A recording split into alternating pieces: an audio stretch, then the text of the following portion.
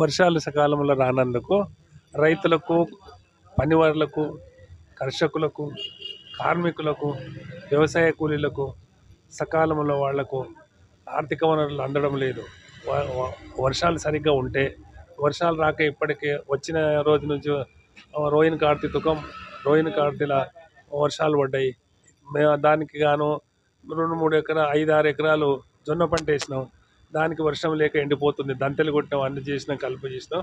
ఇక వారం రాకుంటే పూర వారిపోతాయి. అవి మాకు పని లేదు, రైతులకు పని, కార్మికులకు పని లేదు, కూలీళ్ళకు పని లేదు. కారణం వర్షాలు ఉంటేనే అందరికీ ఆబాది ఉంటుంది, అందరికీ మరి పన్ను కల్పించడం జరుగుతుంది.